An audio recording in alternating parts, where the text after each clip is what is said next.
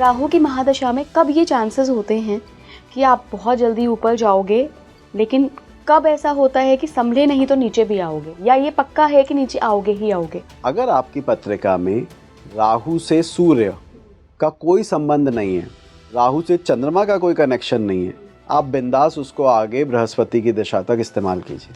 लेकिन अगर है तो एंड में रेडी रहिए, सेटबैक लगेंगे। राहु के 18 साल में सबसे अच्छे साल कौन से होते हैं, कितने साल के लिए होते हैं? राहु से 8वें घर में जो ग्रह बैठा है उसकी अंतर्दशा, उसकी महादशा में राहु के अंतर या राहु की दशा में उसका अंतर बहुत अच्छा जाता है, चाहे वो चंद्रमा या सूर्य ही क्यों ना हो, और ज़्यादा अच्छा जाता है। बहुत अच्छा। बढ़िया। हाँ, हम ऐसे में बोलते हैं बृहस्पति राहु में जो भी आप प्लानिंग कर रहे हैं जी, कृपया करके उसको शनि तक टाल दें। आप उसको प्लानिंग की फॉर्म में ही रखें, आप R&D करें, पूरा जांच पड़ताल करें, मैं जो सोच रहा हूँ होगा ऐसा ही करूँ क्या, लेकिन एग्जीक्यूट मत करो।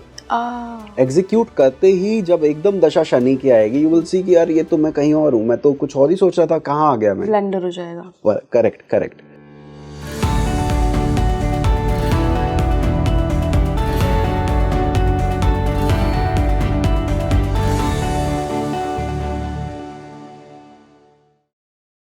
नमस्कार भारत, आप देख रहे हैं स्पीकिंग ट्री। मैं हूं आपके साथ इला गोस्वामी। राहु की महादशा के बारे में लोगों के दिमाग में हमेशा कन्फ्यूजन रहता है कि अरे राहु की महादशा 18 साल के लिए आई है, क्या जीवन में बहुत कुछ बदलने वाला है? कई लोग ऐसा सोचते हैं और सोच के खुश भी होते हैं कि अच्छा अब राहु आ रहे हैं, कलयुग में सबसे ज़्यादा महत्ता दी गई है राहु को, तो मेरी लाइफ में कुछ डेफिनेटली बदलेगा, कुछ बहुत पॉजिटिव होगा। हम उम्मीद करते हैं कि आपके लिए पॉजिटिव ही हो, लेकिन किन दशाओं में, किन सिचुएशंस में ये पॉजिटिविटी थोड़ी कम हो जाती है? राहु की महादशा किन लोगों के लिए सुपर डुपर लकी साबित होती है और किन लोगों के लिए थोड़ा सा स्ट्रगल लेके आती है? टाइम पीरियड कैसे मैटर करता है? राहु का आपकी पास्ट लाइफ से क्या कनेक्शन है? आज के पॉडकास्ट में हम राहु की महादशा को डिस्कस करेंगे। बहुत इंटरेस्टिंग होने वाला है ये पॉडकास्ट। ऐसा मैं इसलिए कह रही हूँ क्योंकि आजकल राहु के बारे में मुझे पढ़ना और सुनना बहुत अच्छा लगता है। मैंने जैसा कहा कि कलयुग के मेन प्लैनेट हैं, आप सब कुछ देख रहे हैं, अभी आप मुझे भी देख रहे हैं, तो वो राहु की वजह से ही देख रहे हैं। ये कैमरा, ये सोशल मीडिया, सब कुछ राहु की देन है। तो राहु की महादशा पे डिस्कशन तो बनता था। मेरे साथ जो मेहमान जुड़ रहे हैं वो ज्योतिष के रनाउंड टीचर हैं, बच्चों को क्लासेस देते हैं ज्योतिष की, तो हमने सोचा एक क्लास राहु की आपके लिए भी लगवा दी जाए। मैं बहुत बहुत स्वागत करना चाहूँगी रनाउंड वैदिक एस्ट्रोलॉजर नितिन कश्यप सर का। सर बहुत बहुत स्वागत है स्पीकिंग ट्री पर। जय Shri Ram. Thank you so much for inviting. Nitin sir, Rahu की महादशा को आज डिस्कस करेंगे। सबसे पहले तो मैं जानना चाहूँगी कि राहु की महादशा को आप कैसे देखते हैं? राहु की महादशा, क्योंकि आपने कहा इसको हम एक सेशन को क्लास की तरह लेके चलेंगे, तो मैं थोड़ा बेसिक से स्टार्ट करता हूँ। राहु को लेकर हमारे नवग्रहों में वैदिक ज्योतिष में राहु को काउंट किया जाता है, और जो वेस्टर्न एस्ट्रोनॉमी है वहाँ पर राहु केतु का कोई अस्तित्व नहीं है। राहु केतु है क्या? Rahu Ketu actually sensitive point है चार्ट के, और इनका प्रभाव हमारे जीवन पर बहुत पड़ता है। और बाकी सब ग्रहों को आप आकाश में एज अ पिंड देख सकते हो। आप टेलीस्कोप लगाइए, आपको मरकरी नज़र आएगा, आपको वीनस नज़र आएगा, पर राहु केतु का कोई अस्तित्व नहीं है, उन्हें छाया ग्रह कहा जाता है। अब ऐसे ग्रह जो छाया हो, मिस्टीरियस हो, छिपाव रखता हो, उसकी दशा आती है तो लोगों में एक अनजाना सा भय या क्या हो जाएगा ये दिमाग में जिज्ञासा होना लाजमी है। फिर आते हैं महादशा क्या होती है। महादशा देखिए, हमारे कुंडली में 12 भावों में नवग्रह अलग अलग जगह बैठे होते हैं, कुछ बहुत अच्छे, कुछ बहुत ख़राब, कुछ एवरेज।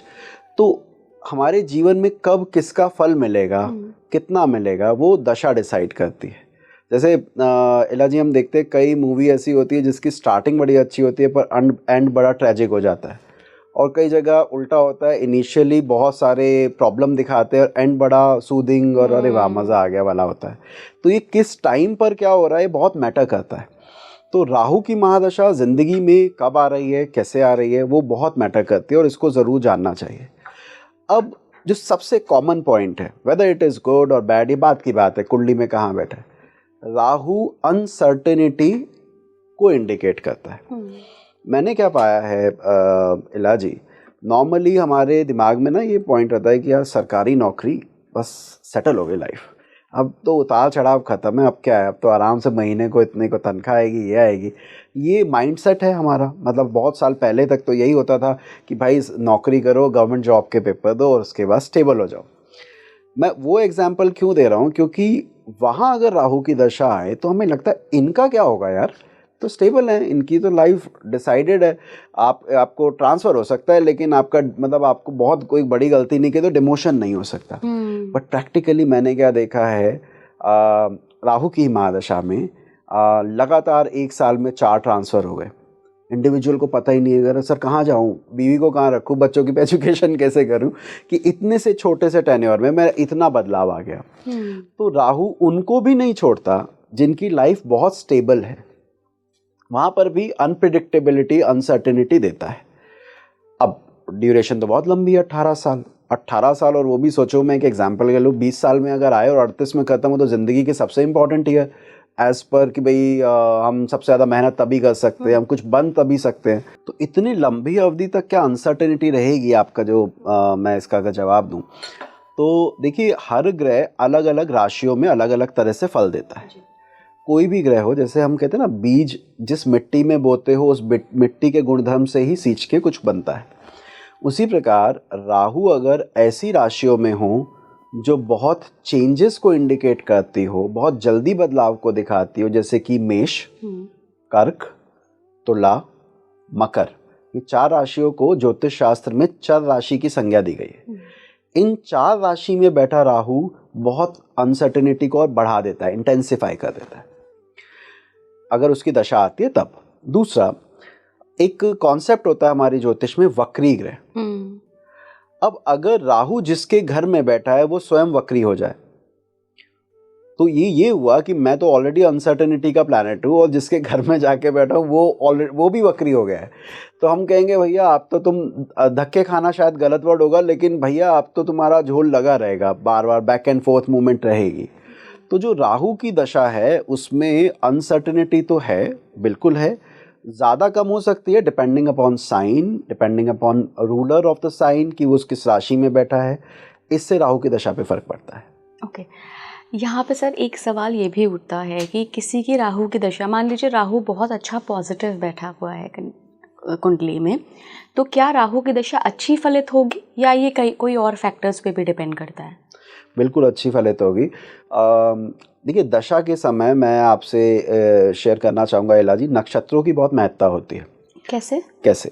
आपके जन्म के समय दशा कौन सी मिलेगी, किस ग्रह की मिलेगी, ये निर्भर करता है आप किस नक्षत्र में जन्मे हैं जी। तो जब वहाँ पर दशा निकालते वक्त जो भी कैलकुलेशन करें, तब आप नक्षत्र का इस्तेमाल कर रहे हैं, तो फलित करते वक्त नक्षत्र को कैसे भूल सकते हैं?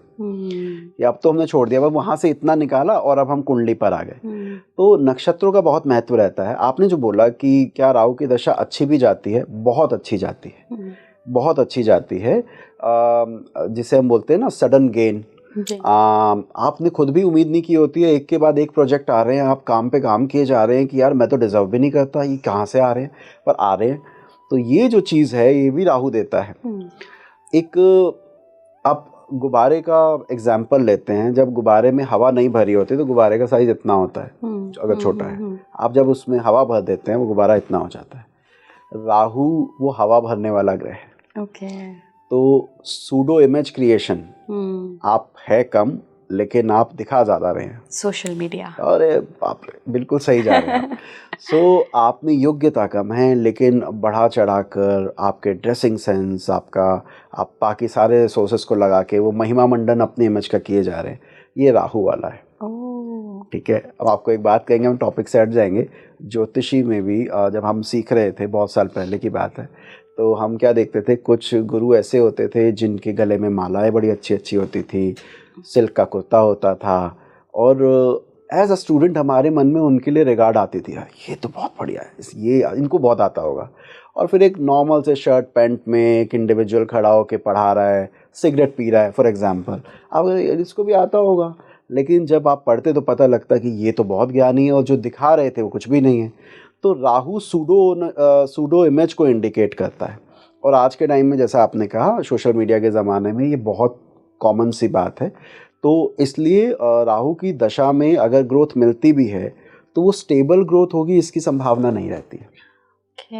ठीक है, आप उसमें हम सलाह पता है क्या देते हैं, हम ये कहते हैं भैया जो कमा रहे हो ना इसको ज़मीन में लगा दो, इसको सोने में लगा दो, इसको ऐसी जगह एफडी करवा दो, स्टेबल हो जाए। क्योंकि और एक और बात कहूँगा इला जी कि अगर हम रूटीन में आरडी, एफडी, एसआईपी जैसा कुछ करते हैं तो उससे क्या होता है कि हमारा खर्चा तो बंधा रहता है, लेकिन जब कभी ज़रूरत होगी तो शायद वो बल्क में हमें मिल जाए। राइट।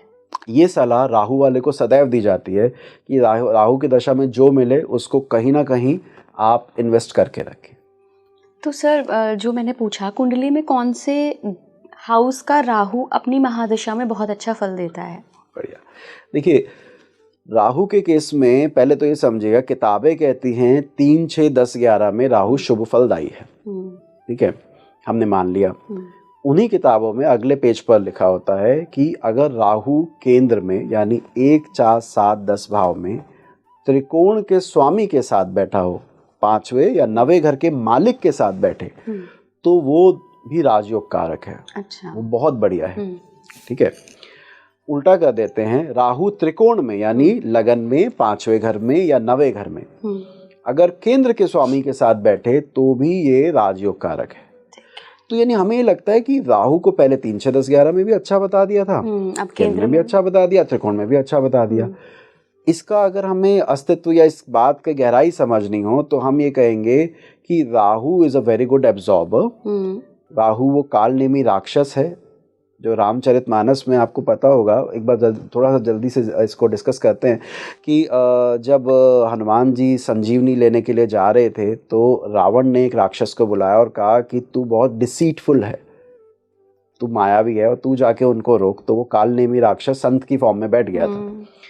तो एक आदमी जो अपीयरेंस में दुष्ट लग रहा हो और वो दुष्ट हो तो कोई बात नहीं, लेकिन साधु बन के बैठा है। हाँ, तो राहु में ये क्वालिटी है। तो मैं ये कहता हूँ, आपको कहना चाहूँगा, राहु अगर अच्छी राशि में और कुंडली के अच्छे ग्रह के साथ बैठा है तो वो राजयोग कारक है। ओह, ठीक है, वो क्या करेगा, आपके साथ बैठेगा, आप जैसा हो जाएगा, आप और उसमें फ़र्क करना मुश्किल हो जाएगा। कुछ इंडिविजुअल आपने देखे होंगे, मरकरी और राहु में एक चीज़ की समानता है कि मैं आपके साथ आधे घंटे बैठूं और मैं आपका एक्सेंट, आपका हाव भाव, कैसे खुश होगी, ये किस बात से नाराज़ होगी, उसको ग्रिप कर लूं और फिर आप ही के साथ उसको यूज़ करूं। तो ये मैनिपुलेशन है। ये होती है मार्केटिंग में, तो यही चाहिए। मैं आपको बताऊं, एक इंडिविजुअल को मैं जानता था, तो मैं कॉर्पोरेट में काम कर रहा था, तो मेरे साथ थे वो इंडिविजुअल। तो एक बार एक पंजाबी क्लाइंट आया, उससे ठेठ पंजाबी, मैं देखूँ, मैंने कहा यार ये तो पंजाबी है ही नहीं, लेकिन बड़ा अच्छा बोल रहे। वो गया, एक राजस्थानी आया, उसके साथ वो पीसो पे, मतलब पैसे को पीसो बोलते हैं राजस्थान में, वो भाई मारो पीसो और ऐसे ऐसे करके वही लैंग्वेज। अब मैंने उनको बोला, मैं प्रभु आप क्या हो, कैसे हो? कह रहे प्रभु उनके लेवल पर उतरे बगैर उनसे कनेक्ट कर पाना मुश्किल है। बिल्कुल सही। तो इसलिए ये मेरा मार्केटिंग में सभी को आना चाहिए, आपका लेवल व्हाट इन। राहु उसमें एक कदम और आगे है। तो राहु अगर अच्छे ग्रह के साथ है तो वो अच्छे ग्रह से ज़्यादा अच्छा परिणाम आपको देगा। अच्छा, ठीक है। अच्छे ग्रहों में कौन आता है? क्योंकि मेरा अभी सीधा ध्यान बृहस्पति पे गया। बृहस्पति इतना शुभ वो है, लेकिन बृहस्पति की राशि में राहु को कहते हैं बड़ा खराब है। ओके, चलो बड़ा मजा आएगा आपने जो बोला। राहु बृहस्पति की बात करते हैं। इस योग को बोलते हैं गुरु चांडाल योग। अगर राशि में भी है तब भी साथ बैठे हैं तो? अच्छा, ये राशि में नहीं। अगर राशि में है तो? हाँ, नहीं राशि में नहीं, अगर साथ बैठे तो गुरु चांडाल योग। ओके, ठीक है। अब जरा समझिएगा, दशा सीक्वेंस में पहले दशा आती है राहु की, फिर आती है बृहस्पति की जी। अब दशा स्टार्ट हुई राहु की, आपने कहा पता नहीं क्या होगा, पता नहीं क्या होगा। उसने क्या करना है, उनने गुरु का आवरण ओढ़ लेना है, क्योंकि गुरु साथ में बैठा है। अच्छे घर का भी मालिक हो गया गुरु, तो और अच्छा हो जाएगा। तो आपको लगेगा राहु तो बहुत अच्छा दे रहा है, ये तो बहुत बढ़िया प्लैनेट है, मेरा तो इसी ने सक्सेस दिलवाई। लेकिन राहु परिणाम जिसके साथ बैठा है उसके लेके दे रहा है, मतलब उसकी एनर्जी एब्जॉर्ब करके खुद वैसा बना हुआ है, बृहस्पति की तरह बन गया। हाँ, तो जब राहु के बाद बृहस्पति आएगी तो बृहस्पति किसी काम की नहीं रहेगी। क्यों? क्योंकि वो जो बृहस्पति के अच्छे फल थे, वो जो साथ बैठा ग्रह था, जो एब्जॉर्ब कर रहा था उसके एनर्जी, वो राहु ऑलरेडी दे चुका है। तो बृहस्पति आपको ऐसा लगेगा कि बृहस्पति में कुछ खास नहीं हुआ, ये तो मेरा अच्छे घर का मालिक था यार, अच्छा बैठा हुआ था। तो ये जो आपने योग मैं बताया था गुरु चांडाल योग में, एक तो गुरु का आवरण, क्योंकि उसने आवरण उसका लिया जो साथ बैठा है, गुरु जैसे का आवरण लेगा तो फिर ज्यादा खराब माना गया। दूसरा, दशा पहले किसकी आई? राहु की। तो जब मूवी का एंड खराब हो ना तो मूवी बुरी लगती है कि यार शुरू शुरू में तो अच्छा था, राहु तो सब अच्छा कर रहा था, गुरु पता नहीं कैसा आया, इन्होंने सब कुछ खराब कर दिया। तो जो आपका सवाल था पहले तो ये कि अगर गुरु राहु अगर गुरु की राशि में भी बैठा है लेकिन कुंडली में गुरु बली है तो राहु की दशा अच्छी जाएगी। ओके। मैं आपको ये कहूँगा कि हम सभी छात्रों को, ज्योतिष जानने वालों को, राहु केतु के केस में राशियों को दिमाग से थोड़ा सा निकाल कर ये देखना चाहिए वो राशि के मित्रता शत्रुता कि राहु ये गुरु की राशि में खराब हो जाएगा या मेष की राशि में अच्छा हो जाएगा। और ये मेरे शब्द नहीं है, फल दीपिका BPHS इसमें बताया गया है अलग अलग राशियों में भी राहु के अच्छे फल हो सकते हैं। अच्छा। शर्त यह है कि वो उस राशि के गुणधर्मों को देने का प्रयास करता है। वृषभ में बैठा राहु आपको पैसे की तरफ ललक को बढ़ाएगा, शुक्र की राशि है तो वो कहेगा एसेट क्रिएट करो, इसके बारे में सूडो ये दिखाओ कि आप बहुत धनवान हैं, पैसा नहीं हो लेकिन आपके बैठने से उठने से गाड़ी से लगेगा यार ये तो बहुत बहुत अमीर आदमी है। राहु जिस राशि में बैठता है उसके आवरण को इस्तेमाल करता है परिणाम देने के लिए। तो एक बात और भी कहूँगा एला जी, जिसके साथ बैठता है पहले देखो उसे। देखिए जरूरी नहीं है कि राहु के साथ हमेशा ग्रह हो, हाँ कभी अकेले भी हो सकता है। अगर ग्रह साथ है तो ये तो पक्का है वो उस ग्रह जैसा हो गया, ठीक है उस ग्रह जैसा फल देगा। ठीक है। अब मैं अगर आपसे एक बात कहूँ कि कुंडली में कोई घर, अच्छे घर का स्वामी, अच्छा घर बोलते हैं 1 को 5 को 9 को त्रिकोण को केंद्र को, केंद्र त्रिकोण के स्वामी अगर बली बैठा हो उसके साथ राहु बैठ जाए तो राहु क्या करेगा, उस बल को अपनी दशा में देगा। अच्छा। आपने जो बोला कि कब राहु की दशा अच्छी जाती है, हम कहते हैं यहाँ अच्छी जाती है, क्योंकि उसने उसी के गुणधर्म को देना है। क्लियर है ये जहां तक मैंने कहा? राइट। ओके। लेकिन अगर राहु किसी बुरे घर का अधिपति के साथ बैठ जाए और वो बुरे घर का स्वामी भी बली हो, स्ट्रांग हो, तो वो उस बली ग्रह की तरफ ये फल देगा। ओके। एग्जाम्पल के लिए अगर मेरा मीन लगन है, मीन लगन में शुक्र जो है वो अच्छे भावों का अधिपति नहीं होता, वो तीसरे और 8वें भाव का स्वामी होता है। अब अगर राहु शुक्र बैठ जाए साथ में तो राहु की दशा में पैसा तो होगा क्योंकि शुक्र पैसे का कारक है, लेकिन मानसिक शांति नहीं होगी क्योंकि अष्टम और तीसरा भाव आपको चैन से बैठने नहीं देगा। ठीक है। मेरा सिंह लगन हो और शनि जो कि उस कुंडली में 6ठे 7वें का स्वामी होता है, सिंह लगन में 6ठे और 7वें घर में शनि की राशि आती है, उसके साथ बैठा हो वो भी उच्च के शनि के साथ, तो हम कहेंगे ये राहु की महादशा में आपको झटके बहुत लगेंगे। समझ में आ रहा है मेरी बात? कि आप किसके साथ बैठ रहे हैं उसके गुणधर्मों को एब्जॉर्ब करके आप अपनी दशा में दे रहे हैं। अनप्रेडिक्टेबिलिटी यहाँ भी रहेगी, वो नहीं कहीं जा रही है, वो तो राहु का स्वभाव है। लेकिन किसके साथ मेरी संगति कैसी है, उस संगति का असर मेरे ऊपर जरूर आएगा। राहु पे सबसे ज्यादा आता है। आपने शुरुआत में एक बात बताई थी कि राहु के जो मेन फल वाले हाउसेस हैं वो 1, 5, 9, 10, 11, 3, 6, 10, 11, 3, 6, 10, 11 और 1, 4, 7, 10 और 5, 9। ठीक है। अगर मान लीजिए 11वें हाउस का राहु है आपका और शनि की मकर राशि में है, तब महादशा कैसी जाएगी? क्योंकि शनि तो उनके मित्र हैं, को लॉर्डशिप भी कई टेक्स्ट के हिसाब से मिली हुई है। अग्री। 11वें घर में राहु है, पहले तो उसे भाव अच्छा मिला, 3, 6, 10, 11 में अच्छा बताया जाता है। अब वो राहु शनि की राशि में है, राइट।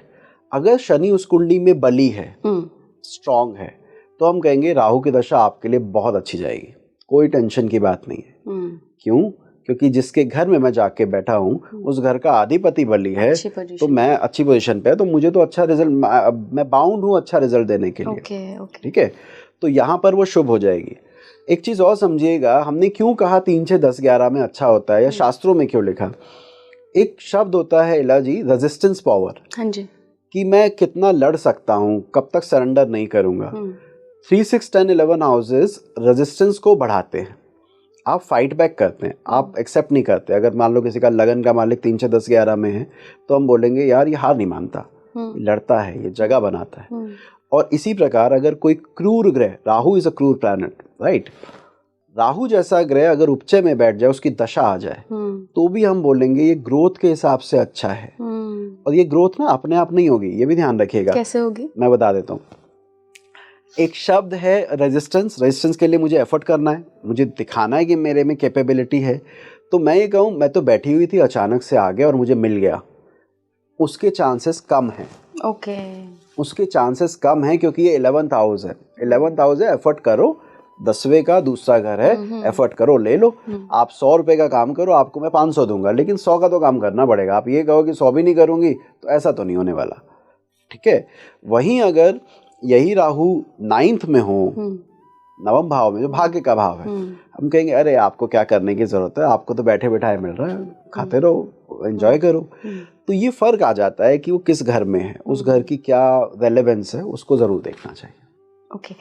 राहु जैसा आपने कहा कि अनसर्टेनिटी लेके आता है, अनऑर्थोडॉक्स भी मानते हैं राहु को, तो ऐसा कहा जाता है कि राहु बहुत जल्दी ऊपर पहुंचाता है तो बहुत जल्दी नीचे भी गिरा देता है। शनि के जैसा नहीं है कि स्टेबिलिटी दे आपको।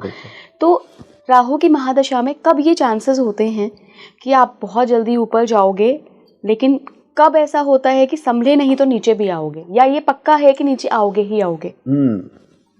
बड़ा अच्छा सवाल पूछा है आपने।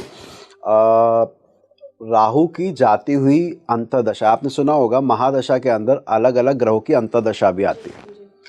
होता क्या है इला जी कि राहु के एंड में जो 3 अंतर्दशाएं आती है, वो 3 अंतर्दशाएं आती है सूर्य की, चंद्रमा की, मंगल की। जब कोई भी किसी की भी राहु की महादशा होगी, जब राहु जा रहा होगा तो उसमें 3 अंतर्दशाएं आएंगी, सूर्य की, चंद्रमा की, मंगल की। लास्ट मंगल है। अब हमने जो कथाएं सुनी हैं हमारे धार्मिक ग्रंथों के अनुसार, राहु सूर्य को और चंद्रमा को अपना परम शत्रु मानता है। तो जब राहु में सूर्य आएगा एंड में, राहु में चंद्रमा आएगा एंड में, और फिर राहु में मंगल आएगा, वो 3 पीरियड हम कहते हैं चैलेंजिंग हो सकते हैं। और वहाँ पर कुछ लोग तो यहाँ तक कहते हैं कि राहु जो देता है एंड में ले जाता है। आपने जैसा अभी बात कही ना कि शुरू में मिलेगा तो राहु के एंड में चला जाएगा, ये बात पूरी तरह से सत्य नहीं है। अगर आपकी पत्रिका में राहु से सूर्य का कोई संबंध नहीं है, मतलब नहीं देख रहा है, कोई कनेक्शन नहीं है, राहु से चंद्रमा का कोई कनेक्शन नहीं है, आप बिंदास उसको आगे बृहस्पति की दिशा तक इस्तेमाल कीजिए। लेकिन अगर है तो एंड में रेडी रहिए, सेटबैक लगेंगे। इट इज़ बेटर कि आप वो जो भी आपने कमाया, बनाया, नेम फेम या वेल्थ, उसको प्रिजर्व करने की कोशिश करें, उसको बिगाड़ने के प्रयास ना करें। उस समय गलती हो जाती है। ये एक बात और समझिएगा इला जी, सूर्य ना आत्मा का कारक है, सबके लिए ही है, सबके लिए ही है। आत्म शब्द मैं के लिए भी यूज होता है। हाँ जी। मेरे द्वारा कोई कुकर्म कर दिया जाए जिससे कि मेरी ख्याति खराब हो जाए, मेरे द्वारा कोई ऐसा कर्म कर दिया जाए जिससे मेरा पैसा लुप्त हो जाए, इसकी संभावनाएं ज्यादा रहती है राहु सूर्य में, अगर वो कनेक्टेड है तो। चंद्रमा किसका कारक है? मन का। Very good. अगेन मेरी मानसिक स्थिति, मेरा मेरा मेरा मूड, मैंने गुस्से में आके ये कह दिया, मेरे मन में आया मैंने ऐसे बोल दिया, इस वजह से राहु चंद्रमा में आपने जो भी कमाया होता है वो गवा सकते हैं। कोई रिश्ता गवा सकते हैं, आपने इतनी मेहनत से क्रिएट किया और आपने उस समय कुछ मुंह से ऐसा निकल गया कि वो जिंदगी भर के लिए खराब हो गया। तो राहु चंद्रमा में हम कहते हैं इमोशनली कंट्रोल रहो। वो वेलकम की तरह कंट्रोल होता है, कंट्रोल कि आप अपने ऊपर कंट्रोल रखो। आप कोशिश करो कि ना बोला जाए किसी से ऐसा, क्योंकि उस समय गुस्से भावनाओं में आके गलती हो सकती है। राहु मंगल जो एकदम एंड में आता है, राहु की एक क्वालिटी पता है क्या है? राहु पापी जरूर है लेकिन सडन रिजल्ट नहीं देता है। सडन कहने का मतलब क्या है कि एक्सीडेंट का कारक नहीं है, अचानक से नहीं करता है, सोच समझ के प्लान किया, इसको ऐसे करना है, इसको ऐसे करना है। अगर मैं कहूँ कि महाभारत में 2 कैरेक्टर जो राहु के साथ आप कनेक्ट करके देख सकते हैं, शकुनी, एक शकुनी और एक भगवान श्री कृष्ण। अच्छा, क्यों ऐसा मैं क्यों कह रहा हूँ? कोई कहेगा भाई तमोगुणी ग्रह को भगवान कृष्ण से क्यों जोड़ के देख रहे हैं? स्ट्रैटेजी करके ही हर चीज करते थे। एक ने राहु का इस्तेमाल किया धर्म को जिताने के लिए कि जयद्रथ के लिए ग्रहण हो गया, कर्ण के लिए पहिया फंस गया, द्रोणाचार्य के लिए अश्वत्थामा मारा गया। आप देख रहे हैं, आप कह रहे हैं यार ये क्या चल रहा है, ये तो गड़बड़ हो रही है कुछ। अगर हम बिल्कुल एथिक्स पर है, लेकिन एथिक्स को मानते हुए, धर्म को का पालन करते हुए राहु को इस्तेमाल किया। दूसरी तरफ शनि था, और दोनों की एक क्वालिटी है, युद्ध था कौरव पांडव में, ना शकुनी कौरव ना भगवान कृष्ण पांडव, लेकिन वो थे और उन्हीं की वजह से पूरा युद्ध हुआ। अगर हम कहें शकुनी की वजह से युद्ध हुआ तो हम उनको लेते हैं, काउंट करते हैं। तो राहु भी बिल्कुल वैसा ही है, वो पिक्चर में आए बगैर उस पिक्चर में रोल प्ले कर देता है। तो आपको एक एग्जांपल और देता हूँ मूवीज से। मुझे बड़ा फिल्में देखने का शौक रहा है। पुरानी मूवीज में दो बड़े विलन हुआ करते थे, एक अमरीश पुरी और एक कहते थे प्रेम चोपड़ा, राइट। दोनों के कैरेक्टर मोस्टली कैसे होते थे? अमरीश पुरी डे 1 से आपको दिख रहा है क्रूअल, हार्डकोर, नेगेटिव रिजल्ट देने वाला। प्रेम चोपड़ा शुरुआत में अच्छे की साइड, ग्रेजुअली डिसीट कर रहा है, उसको खाए जा रहा है, उनको वैसे रोल मिलते थे। सिमिलरली राहु के केस में भी हम ये कहते हैं कि जो अभी हम बात करें साथ में कौन है बहुत मैटर करता है, और ग्रह में नहीं लगेगा। आपने अभी शुरुआत में कहा भी था कि राहु ही क्यों, राहु की दशा क्यों पढ़ी जाए, वो इसीलिए क्योंकि राहु एक ऐसा ग्रह है जो कि साथ वाले के हिसाब से अपने रंग बदल देता है।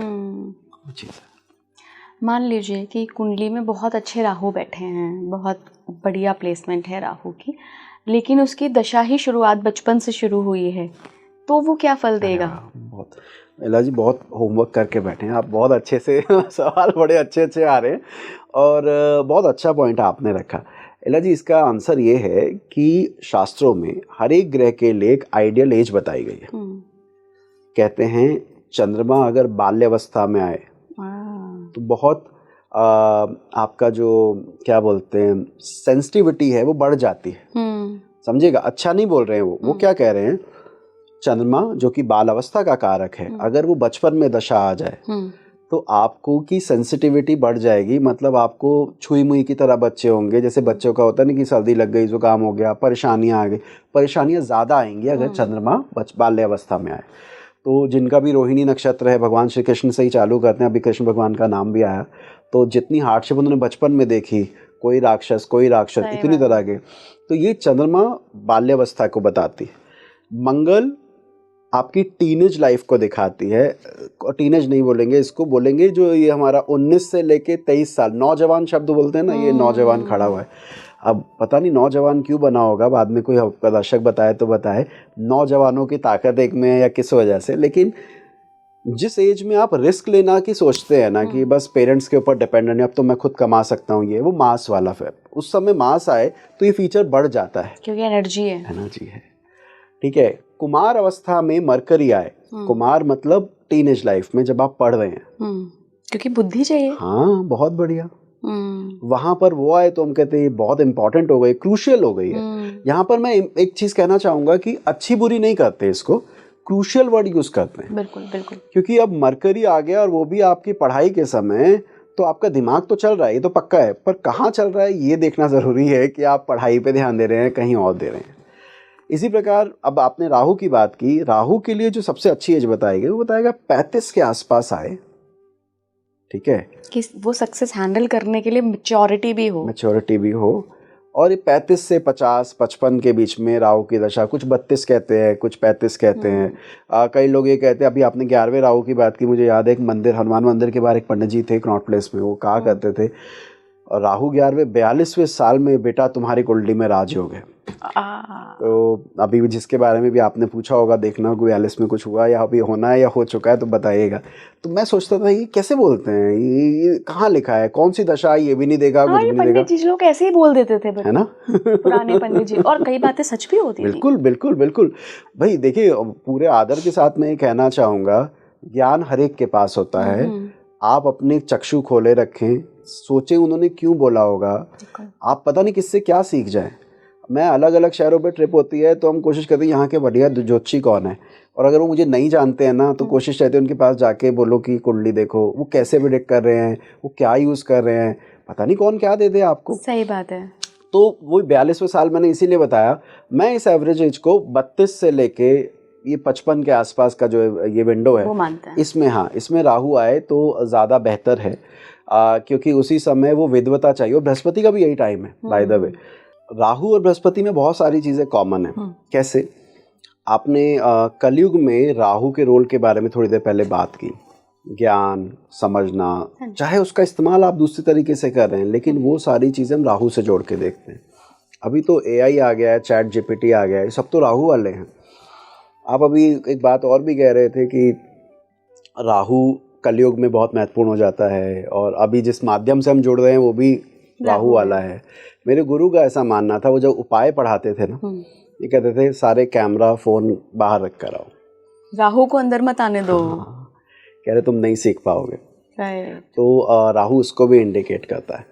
तो इस प्रकार अगर देखा जाए तो बृहस्पति भी 35 से 50 में सबसे अच्छा माना गया है। राइट। अगर अच्छा बृहस्पति मिल जाए, इसी प्रकार अच्छा राहु मिल जाए तो भी हम कहते हैं 35 से 50, 32 से 50 में आपका बहुत अच्छा रहेगा। शनि बच गए, उनका भी बता दीजिए। ओके, बहुत बढ़िया जी। शनि वृद्धावस्था के कारक हैं, मैच्योरिटी के कारक हैं। तो अगर ये लेटर पार्ट ऑफ एज में आते हैं तो ये उनका आइडियल टाइम है। पर इला एक आपसे मैं बात शेयर करना चाहूँगा, अगर किसी के बाल्यावस्था में ही शनि आ जाए, अभी छोटा है लेकिन शनि अच्छा बैठा हुआ है, आप देखेंगे उम्र से पहले मैच्योरिटी आ गई है। ओल्ड सोल बोलते हैं ना। हाँ, ओल्ड सोल बोलते हैं, बिल्कुल आप सही कह रहे हैं। उनको आप देखेंगे कि अपने से बड़ी उम्र के लोगों के साथ बैठना, उनके साथ इंटरेक्शन, दादा दादी के साथ रहना, उनका ब्लेसिंग मिलना, ये बढ़ जाता है। तो मैंने जो बताया कि ये तो वो सेंसिटिव या क्रूशियल टाइम है जहाँ ये आए, तो हम कहते हैं इसका तो असर आएगा ही। अब जैसे बुढ़ापे में शनि नहीं आएगा तो कब आएगा? तो कहते हैं भाई 55 के बाद जब वानप्रस्थ का समय आ रहा हो तब शनि महाराज आ जाएं तो भैया हर चीज़ से मोह भंग हो जाएगा, क्योंकि शनि विरक्ति का कारक है। इस अवधि में आए तो अच्छा है। अब वही, अब कोई कहे शनि जी 20 साल की शादी के टाइम पर आ रहा है, 20 या 25 साल में आ रहा है, शनि अभी आ गया? अभी तो यार गृहस्थ में जाना है, पार्टनर आएगा, ये शनि कैसे रोल प्ले करेगा? वहाँ पर भी हम ये देखते हैं कि उन्हें मी टाइम चाहिए होता है। आजकल बड़ा कॉमन सा वर्ड है कि sir I need my own personal space. Definitely, है ना? ये वो लोग ज़्यादा बोल सकते हैं जिनके दशानाथ शनि के साथ बैठा है या शनि की ही दशा है। उनको बहुत ग्रुप में रहने के बाद अपना टाइम चाहिए, क्योंकि मुझे ये पसंद है, मुझे बहुत एक दूसरे के ऊपर अपने आप को इम्पोज करना पसंद नहीं। तो विषय पर आए तो शनि की later part of it. Okay, तो राहु की आप कह रहे हैं कि सबसे अच्छा टाइम होता है 34 साल से लगभग 55 साल। हाँ, 55 साल तक। आजकल जो हम इमर्जिंग स्टार्स देख रहे हैं, बहुत शॉर्ट टर्म सक्सेस हैं। जनरली जब भी आप किसी ज्योतिषी से बात करेंगे तो वो कहते हैं इसका तो राहु चल रहा है, इसका तो राहु पक्का एक्टिवेट हुआ है। ये राहु एक्टिवेट होना क्या महादशा है या अंतरदशा भी हो सकती है? अंतरदशा भी हो सकती है पहले तो। और आपने बड़ा अच्छा एग्जाम्पल दिया, आजकल जो कहते हैं ना वायरल होना, वायरल कि यार कैसे फैल गया, कोई रीज़न नहीं है, कोई लॉजिक नहीं है। ठीक है, उसके पीछे कुछ एल्गोरिदम वगैरह होगा, लेकिन ये सब राहु के अंडर आता है। और जो चीज़ राहु में आती है वो सस्टेन करना भी मुश्किल होती है। तो इसीलिए कहते हैं कि 1 साल का स्टार है, 2 महीने का स्टार है, 2 महीने आप इंस्टाग्राम पर हर रील उसी सॉन्ग की सुन रहे हैं, हर जगह उसे देख रहे हैं, 2 महीने बाद याद भी नहीं आता है कि वो कोई था। तो राहु, जो मैंने पहले भी कहा कि लैक ऑफ स्टेबिलिटी को इंडिकेट करता है, और अपनी अंतर्दशा में भी ये परिणाम दे सकता है। एक बात और मैं यहाँ जोड़ना चाहूँगा कि राहु की अंतर्दशा धारा प्रवाह से उल्टा लेके जाती है। बड़ा अच्छा टॉपिक आपने चालू किया है। राहु वक्री चलता है, आप जानते ही हैं। अब अगर किसी मार्गी ग्रह की दशा में सब कुछ सही चल रहा था और राहु आके कह रहा है मैं तो पीछे चलता हूँ सर, मेरा तो थोड़ा सिस्टम अलग है, आप क्या देखेंगे वहाँ पर लिए गए निर्णय बाद में या तो वापसी लेने पड़ते हैं, वो ज़्यादा सस्टेन नहीं कर पाते हैं। मैंने प्रॉपर्टी ले ली, मान लीजिए, चलो ठीक है नोएडा में अच्छी प्रॉपर्टी मिल रही है, मैं ले लेता हूँ। राहु का अंतर है, महादशानाथ के साथ राहु का संबंध भी ऐसा है कि वो बदलाव को दिखा रहा है। तो हम क्या देखेंगे, प्रॉपर्टी ले तो लोगे, रह नहीं पाओगे।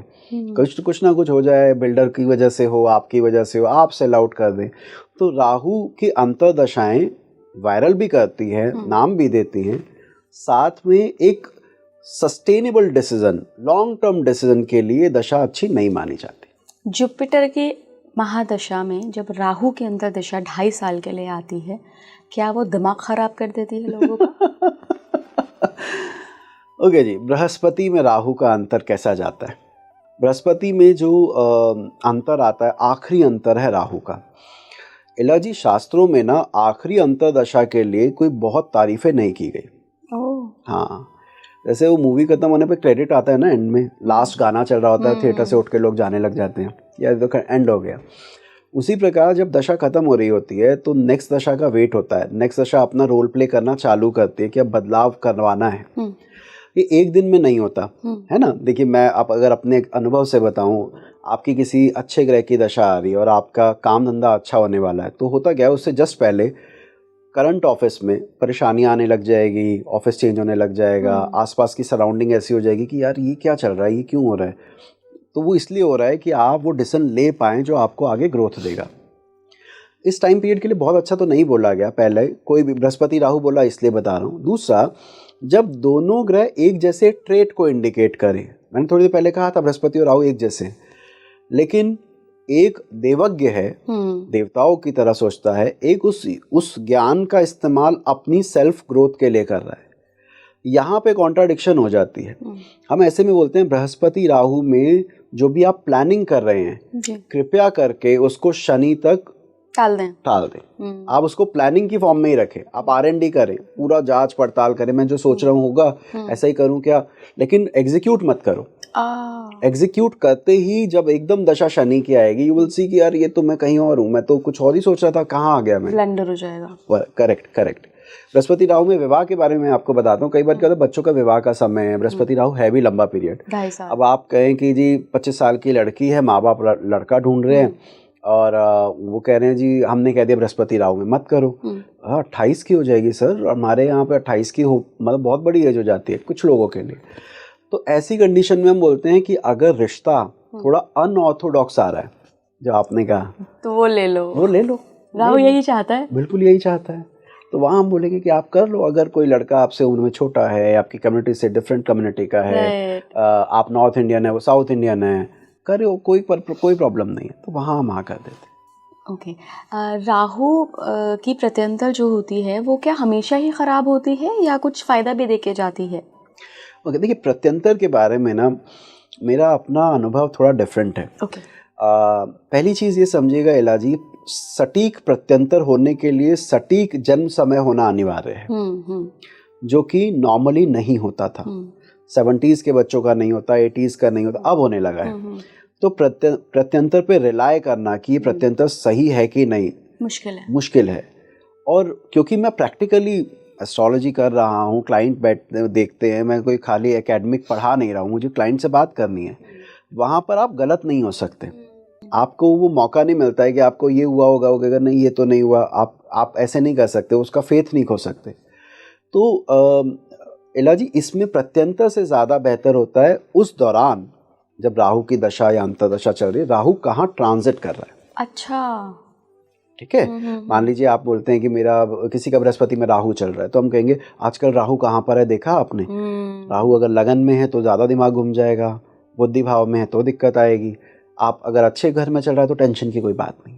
तो उस पे ज़्यादा रहिए। प्रत्यंतर पर मैं सटीक उत्तर इसलिए नहीं, क्योंकि एकेडमिकली आप पढ़ाते हुए बोल सकते हैं प्रत्यंतर ये देता है वो देता है, बट प्रैक्टिकली उसके साथ ये लिमिटेशन है कि बर्थ टाइम करेक्ट नहीं हुआ तो तुम कैसे कह सकते हो कि ये भी सही होगा। राहु के 18 साल में सबसे अच्छे साल कौन से होते हैं, कितने साल के लिए होते हैं? अरे वाह, देखो अगर बिना चार्ट के मुझे कहना हो तो राहु शुक्र, राहु बुध, ये तो दोनों है ही अच्छे, और बाई चांस की बात है दोनों आसपास आते हैं। ठीक है, बुध आएगा, फिर राहु में केतु का 1 साल का पीरियड आएगा, फिर राहु में शुक्र आएगा। तो ये दोनों के स्वभाव राहु से मैच कर जाते हैं, इस वजह से हम कहते हैं अच्छे होते हैं। इसके अलावा सटीक तरीका मैं आपको बता रहा हूँ, राहु जिस ग्रह से छठे बैठा है, या ऐसे बोलो राहु से 8वें जो ग्रह बैठा है, कुछ भी कर लो बात एक ही बनेगी, राहु से गिनते हुए आगे बढ़े, राहु से 8वें घर में जो ग्रह बैठा है उसकी अंतर्दशा, उसकी महादशा में राहु के अंतर या राहु की दशा में उसका अंतर बहुत अच्छा जाता है, चाहे वो चंद्रमा या सूर्य ही क्यों ना हो, और ज़्यादा अच्छा जाता है। बहुत बढ़िया। हाँ, आप समझिए, अभी हमने कहा राहु 3, 6, 10, 11 में अच्छा है। अगर छठे में राहु बैठा है सूर्य चंद्रमा से, तो सूर्य चंद्रमा पे दृष्टि तो नहीं डाल पा रहा है, और मैं करता, मैं ठीक, मैं अच्छा, आत्म, मेरे शत्रु के भाव में राहु बैठा है तो पीड़ित होंगे शत्रु। तो राहु चंद्रमा राहु सूर्य में या राहु चंद्रमा में यदि चंद्रमा या सूर्य से राहु छठे है तो आपको बिल्कुल घबराने की जरूरत नहीं है, बहुत अच्छी दशा जाएगी, कोई प्रॉब्लम नहीं। तो उत्तर देने के लिए ये कहना कि राहु में बुध अच्छा है, राहु में शुक्र अच्छा है, ये जेनरिक बातें हैं। लेकिन हाँ 5-6 साल ये हो जाते हैं। सूर्य चंद्रमा के थोड़े शॉर्ट टेन्योर होता है, वो भी अच्छे हो सकते हैं। ये कहने के लिए कि कौन कौन सी अंतर्दशाएं अच्छी जाएगी, हमें राहु से उस ग्रह की प्लेसमेंट देखनी पड़ती है कि वो कहाँ बैठे हैं। तो मैं यही कहूँगा इन 4 पे आप ध्यान दे सकते हैं। जिस पे ध्यान देना है ये आप सुन लीजिए कि जो आपके लिए चैलेंजिंग हो सकती है वो है राहु शनि। राहु शनि में मैंने क्या पाया है इलाजी कि होता क्या है, राहु शनि की शुरुआत में आपको ल्यूक्रेटिव ऑफर आने लगते हैं। यार ये काम कर लो, बहुत पैसा है, ये कर लो, ये मौका है, कर लो। बंदा अपना जमाया काम, अपना सेटअप को चेंज करके उस तरफ बढ़ता है और उसके 6 से 8 महीने के बाद उसे पता लगता है कि यार ये मैं कहाँ आ गया, मुझे तो करना ही नहीं था, मैं वहीं सही था। तो वो क्या कहते हैं, धोबी का कुत्ता, ना घर का ना घाट का, वो स्थिति बन जाती है राहु शनि में। तो ये कब ज़्यादा होता है, जब राहु शनि दोनों कंजंक्ट हो, यानी साथ में हो। ठीक है, राहु का प्रभाव मकर राशि और शनि पर हो। तो मैंने ये इनएविटेबली करेक्ट पाया है कि उस समय कोई कार्य क्षेत्र को लेके ऐसे निर्णय हो जाते हैं जिसकी वजह से बाद में पछताना पड़ता है कि मैंने क्यों किया। एक परफेक्ट एग्जांपल आपको देता हूँ, जल्दी से आपको समझ में आएगा इससे जुड़ा हुआ। एक व्यक्ति सरकारी नौकरी पे थे और हरियाणा में जॉब कर रहे थे। वो आए, उनका चार्ट में राहु में शनि था। मैंने उनको बोला कि इस दशा में कोई ल्यूक्रेटिव ऑफर आएगी तो आपने एक्सेप्ट नहीं करनी है, आप लगे रहिए। ओके ठीक है, बात खत्म हो गई। वो समय आया, ऑफ़र भी आई, उनको ऑफ़र आई वहाँ से दिल्ली शिफ्ट करने की। मुझे फ़ोन आया कि सर ऑफ़र आई है। मैंने कहा था सर कुछ हो सकता है, क्योंकि वो ल्यूक्रेटिव थी तो सामने वाले का मन में लालच आना लाजमी है। सर मेरे बच्चों का अच्छा हो जाएगा, मेरी वाइफ का अच्छा हो जाएगा, मेरी सैलरी बढ़ जाएगी, क्यों ना लूँ, कोई रीज़न तो हो। आप कह रहे हो कि इसमें ऐसा होता है। मैंने भाई तो मुझे भी नहीं पता, लेकिन मुझे ये पता इस दशा में मैंने ऐसा देखा है। बाकी जो आपको करना है आप करो, you are free to go. हो सकता है मेरा फलित गलत हो, आप रिस्क क्यों ले रहे हो, आप अपने हिसाब से चलो। तो इलाजी उसने किया वो चेंज करने के 3 महीने बाद उसका कॉल आता है मेरे पास, सर मिलना है। मैंने क्या हुआ? कह रहे सर मेरे खिलाफ वो नॉन बेलेबल वारंट या कुछ ऐसा, कुछ इस तरह एंटिसिपेटरी बेल लेने के लिए मुझे घूमना पड़ रहा है, मेरे अगेंस्ट कुछ इस तरह से केस हो गया। आपके क्यों, क्या हुआ? बोले कि सर मेरे सीनियर ने मेरे जूनियर को मॉलेस्ट किया होगा, तो जूनियर ने जो लेटर दिया FIR की, उसमें उसने ये मेंशन कर दिया कि इसको भी पता था। ओहो, पता नहीं क्या ना मैं 3 में ना 13 में, वो दोनों का क्या चल रहा है मुझे नहीं पता, लेकिन उसने उस FIR में लिख दिया कि इस इंडिविजुअल को भी ये जानकारी थी, तो वो मुझे भी अब मैं उस लूप में आ गया। मैं उस समय ये सोच रहा था कि बताओ ग्रह कैसे फल देते, जबकि काफ़ी कुछ नहीं दिख रहा था प्रॉब्लम। अगर मैं भी होता उसकी जगह तो मैं भी संशय में आ जाता अगर ज्योतिष नहीं पढ़ी होती कि ये तो सही दिख रहा है, इसमें क्या गलत हो सकता है। लेकिन अगर राहु का संबंध मकर राशि से है, जन्म कुंडली में शनि से है, तो आप ही बोलिए राहु शनि में विशेष सावधानी बरतें, विशेषकर कार्य क्षेत्र को लेकर। तो ये इस तरह देखेंगे तो बहुत अच्छा रहेगा। राहु संभलते किससे हैं? कोई तो ऐसा होगा ना। हम ये क्यों कहें कि राहु बिगड़े हुए हैं? मैं तो पहले यही कहूँगा, राहु ऑलरेडी संभले हुए हैं। ठीक है, बस ये है एक सेल्फ सेंट्रिक अप्रोच और एक परमार्थ की अप्रोच में जो अंतर है वो राहु गुरु का अंतर है। परमार्थ मतलब सबका भला करना, यार अपना क्या सोचना। आप जब कह रहे हैं कि राहु किस में अच्छे हैं, राहु अनऑर्थोडॉक्स विचार, लीक से हटके सोच, अंधविश्वास से दूरी, रैशनल थिंकिंग, इन सबको इंडिकेट करता है राहु। वो चाहे अपने फायदे के लिए कर दे, मान लो आपको मैं अपना भक्त बना लूँ ऐसी ऐसी बातें करके, और मैं गलत हूँ मुझे पता है लेकिन मैं फिर भी कर रहा हूँ, तो ये है राहु का ट्रेट। लेकिन अंधविश्वास के अगेंस्ट अगर कोई व्यक्ति खड़ा हो सकता है, उसको सही करवा सकता है कि ये गलत है, ये क्यों कर रहे हो, वो राहु कर सकता है। तो हम जो कहें ना कि राहु खराब है, बिल्कुल राहु खराब नहीं है। राहु अंधविश्वास के अगेंस्ट ले जाना, ऑर्थोडॉक्स थिंकिंग जो सब लोग बिना कन्वेंशनली सोचे जा रहे हैं, करे जा रहे हैं, उस पर सवाल पूछना, ये क्यों कर रहे हो। वो ये डिसाइड कैसे करते हैं कि किस हाउस में है, तब ये थिंकिंग आएगी। बिल्कुल, अगर पंचम भाव में है और पंचम का स्वामी बली है तो ये थिंकिंग आएगी। आपको एक चीज और बता दो, कन्वर्ट होना दूसरे रिलीजन में, क्या ये जो कन्वर्ट होना है ये दिखाता है कि उसका धर्म पर कम विश्वास था? एक्सप्लोर कर सकता है, अनऑर्थोडॉक्स थिंकिंग हो बिल्कुल सकती है। बिल्कुल बिल्कुल। मैं आपको बताता हूँ, रिसेंटली मेरे बहुत पुराने गुरु मुझसे मिले। वो मुझे बोले कह रहे नितिन यार जो कन्वर्ट होते हैं उनके चार्ट में क्या कॉम्बिनेशन होता होगा? तो मैंने कहा सर वो 9th हाउस वीक होता होगा, उनका नाइन्थ लक का पे स्वामी धर्म 8 पे आ जाए। धर्म पर, हाँ धर्म पे कम विश्वास होता होगा। उनका नहीं नहीं। मैंने क्यों? कहने लगे बेटा उसका किसी और धर्म पर विश्वास है, लेकिन विश्वास है, वो एथिस्ट नहीं है। वो ये नहीं कह रहा मैं कुछ नहीं मान रहा, वो कह रहा मैं वो मान रहा हूँ, मुझे वो सही लग रहा है, आप गलत लग रहे हैं। वो राहु है। वो राहु है। वो राहु कहाँ, कौन से हाउस में होते हैं ऐसे? स्ट्रॉन्ग 9th लॉर्ड के साथ राहु होना ये इंडिकेट करता है। इसमें मैं एक चीज़ और जोड़ूँ इला जी, कई बार क्या होता है कि साउथ इंडिया में स्पेशली वैष्णव, शैविक, शक्ति उपासक ये अलग अलग हैं, ठीक है। वहाँ पर जिस मंदिर में आप जाते हैं वहाँ भगवान विष्णु का अगर मंदिर था, भगवान शिव की मूर्ति नॉर्मली नहीं मिलती, पहले यही कल्चर था। तो वहाँ पर अगर दूसरे डेटी को फॉलो करना भी अनऑर्थोडॉक्स होता था। हमारे यहाँ किसी नए गुरु या नए भगवान जिनको आपके पिछली जनरेशन नहीं पूज रही है, आप जा रहे हैं, वो भी राहु के अंडर आते हैं। क्या राहु वर्कशिप में, पूजा पाठ में भी अनऑर्थोडॉक्स चीज़ें देता है या कट्टरता देता है? कि मान लीजिए अगर मैं शिव को मान रही हूँ तो मैं सिर्फ शिव को मानूंगी और मैं किसी को नहीं मानूंगी। ओके। हाँ, पूजा पद्धति में अनऑर्थोडॉक्स करता है, ठीक है। आप अपनी तरह से सोचते हैं, आप उसको अपनी तरह से फॉलो करते हैं। आपने देखा होगा कई लोग मंदिर के कपाट रात को बंद कर देते हैं कि रात को भगवान शैया कर रहे हैं। मैंने क्या देखा है, जिनके राहु स्ट्रांग है और उनके घर में अगर वो धार्मिक है भी, तो भगवान हर समय जागृत है। मैं तो रात को 2 बजे बैठ के पूजा कर लूँगा, मैं तो 3 बजे, भगवान थोड़ी ना सोते हैं, तो मैं मेडिटेशन रात को करूँगा। वो इसको इंडिकेट करता है। सर, शुरुआत में आपने पॉडकास्ट की एक बात कही थी कि राहु की महादशा देखनी है तो सबसे पहले नक्षत्र देखो। तो क्या नक्षत्र देखें? जन्म का नक्षत्र देखें या राहु की महादशा, या राहु किस नक्षत्र में है, कैसे देखें? देखिए, राहु की महादशा है तो राहु का नक्षत्र देखिए। अच्छा। और राहु के नक्षत्र देखिए, दो बातें हैं। हाँ, राहु के नक्षत्र होते हैं स्वाति, आद्रा, शतभिषा। अब अगर इन 3 नक्षत्रों में आपकी कुंडली के अच्छे अच्छे ग्रह बैठे हैं, एंड व्हेन आई से अच्छे अच्छे मतलब 159 लॉर्ड हो, 159 के स्वामी हो, 4, 7, 10 के स्वामी हो, तो आप कहिए राहु की दशा ओवरऑल अच्छी जाएगी। ओके, ठीक है। एक दूसरा, अगर वहाँ पर 6, 8, 12 के मालिक हों, 6, 8 कुंडली के नेगेटिव हाउसेस बोला जाता है इनको, या स्ट्रगल बढ़ाते हैं, चैलेंजेस बढ़ाते हैं, उनके स्वामी वहाँ पर हो, तो हम कहेंगे राहु की महादशा में चैलेंजेस तो फेस करना ही पड़ेगा। अब आप जानते हैं इला जी, नक्षत्र तो 27 हैं और ग्रह है 9, तो स्वाभाविक है, हो सकता है कि तीनों ही नक्षत्र खाली हों, कोई भी ना बैठा हो।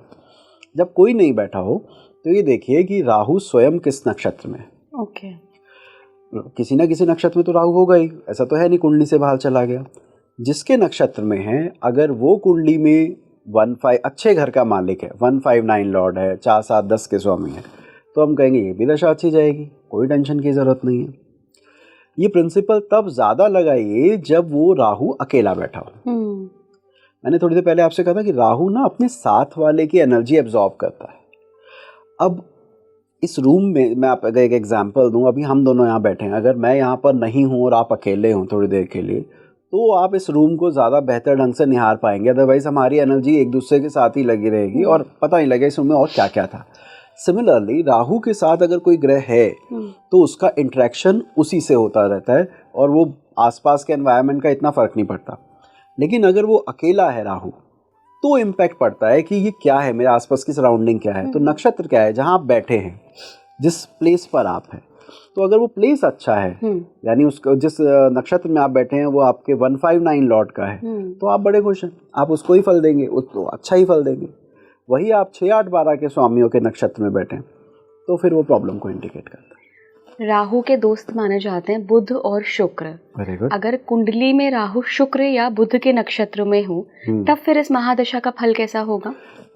भोग की प्रवृत्ति को बल मिलेगा। ओके। आप देखिए क्यों माने जाते हैं मित्र, हमें हमेशा ये सोचना चाहिए जब कभी ये शब्द आता है ये इसके मित्र है, ये इसके शत्रु हैं।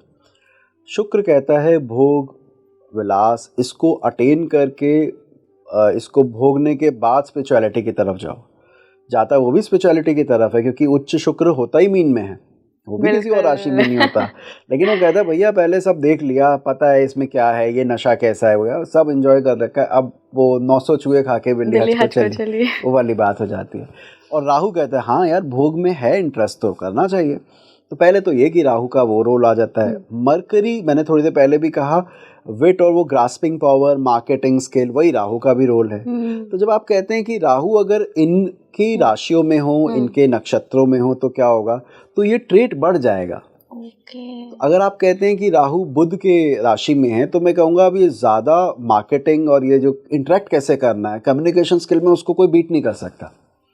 सिर्फ एक शर्त है कि वो बुध अच्छा होना चाहिए। आप सोचिए, आप किसी घर में जाते हैं, घर का मालिक अगर कमज़ोर है तो फिर आप उस घर की जो सामान है या जो उस घर की ट्रेड्स है उसको ज़्यादा एब्जॉर्ब नहीं कर पाते, क्योंकि वो वीक है। घर का मालिक अगर बली है तो उस घर के ट्रेड आप ज़्यादा ले पाएंगे। तो एक बली बुध के घर में बैठा राहु आपकी बहुत बलवान है, आपकी कम्युनिकेशन स्किल को बहुत ज़्यादा इंप्रूव कर देगा। आप कहोगे बंदा ये क्या है, इसको सब कुछ समझ में आ जाता है, ग्रास्पिंग पावर अच्छी हो जाएगी। और उसकी महादशा में कैसा फल देगा? बहुत अच्छा देगा, ये ट्रेड बढ़ जाएंगे, ये ट्रेड बढ़ जाएंगे। वही वीनस की राशि में हुआ तो भोग में प्रवृत्ति बढ़ जाएगी। लिब्रा में बैठा है, टॉरस में बैठा है, तो आप कहेंगे कि इसको एंजॉय करना है, इसको हमें बढ़ा के देखना है। तो ये दोनों नक्षत्रों के अंदर, दोनों राशियों के अंदर ट्रेड डिफर करते हैं, लेकिन मित्र है तो फायदा दोनों में है। अच्छा सर, एक लाइन हमेशा बोली जाती है कि इस चीज की प्रवृत्ति बढ़ जाएगी, तो एक ग्रह का इफेक्ट होता है कि वो लालसा बढ़ा रहा है उस सेक्टर के प्रति। एक ट्रेट होता है कि लालसा तो बढ़ रही है लेकिन पूरा भी करा रहा है। ये कब होता है राहु के उसमें? इंटेंशन और एक्शन, दो अलग अलग चीजें। हम कहते हैं गरीब बाप भी अपनी बेटी की शादी बहुत अच्छी करना चाहते हैं, चाहता तो सभी है, लालसा तो है, लेकिन कर नहीं पा रहा है। अब इसको हम राहु पे कैसे जोड़ते हैं? अगर राहु जिस राशि में उसका अधिपति बली है तो आप वो अटेन कर पा रहे हैं,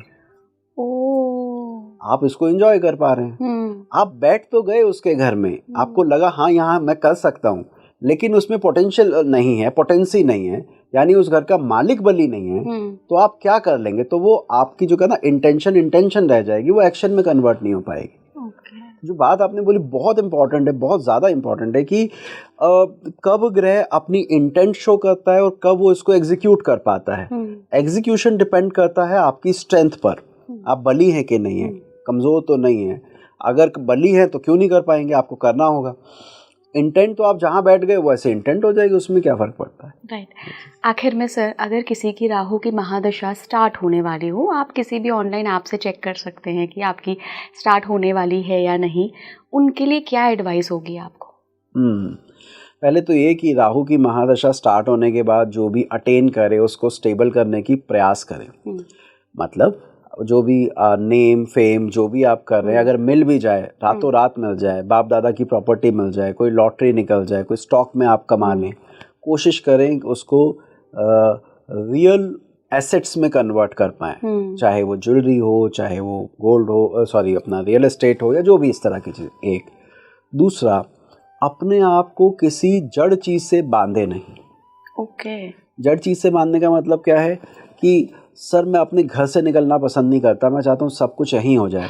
मैं अपने शहर से निकलना पसंद नहीं करता, मेरे शहर में ही काम आ जाए। मुझे नहीं, अगर परमात्मा मौका दे रहा है कि इसको छोड़ना है तो आप अपने आप को इन्वॉल्व उस जड़ चीज़ में मत कीजिए, फ्री होके रहिए। राहु विदेश का भी कारक है, राहु मलेच्छ लोगों का भी कारक है। मलेच्छ वो होते हैं जो अपनी कम्युनिटी के ना हो। जैसे आपका सरनेम गोस्वामी है, या मतलब हम नॉर्थ इंडियन यहाँ बैठे हुए बात कर रहे हैं, अगर राहु अच्छा हो जाए या राहु की दशा है अच्छे राहु की, तो आप क्या देखेंगे, आपके इंटरेक्शन ज़्यादा साउथ इंडियन से होगी, फॉरेनर से होगी।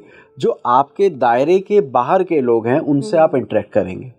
तो राहु में अपने आप को किसी जड़ से नहीं बांधे कि ये मेरी जड़ है, मैं इसको नहीं छोड़ूंगा। जहाँ फ्री होके अपने आप, वो जहाँ धारा प्रवाह जहाँ लेके जा रही है, चलो भाई, क्योंकि राहु आपको टिकने नहीं देगा।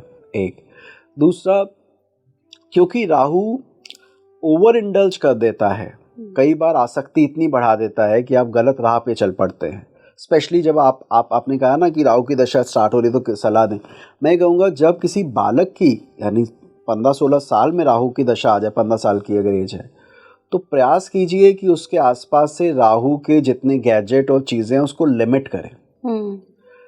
आज के टाइम में मतलब पॉसिबल ही नहीं है कि आप किसी से फ़ोन, वाईफाई और ये राहु की चीज़ें ले सको। मैंने कहा, पहले कहता था, आज से 10 साल पहले क्या होता था, पेरेंट्स कर लेते थे, सर नहीं दिलाएंगे, सर ले लेंगे। अब कहते हैं कि सर क्लासेस ही उस पर, पोस्ट कोविड तो यही है ना, आपकी क्लासेस ही उस पर हो रही है, ऑनलाइन है सारी चीज़ें, अब कैसे ले लें।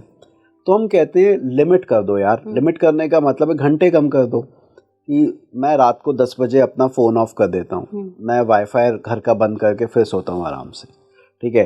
ये पॉसिबिलिटी है, इसको करूँ, बहुत अच्छा रहेगा। एक और चीज़, राहु की महादशा में माँ चामुंडा को याद करना बहुत अच्छा है, ठीक है। अब अगर मैं उपाय की फॉर्म में कहूँ, देखिए कुंडली में 2 तरह की राशि होती है।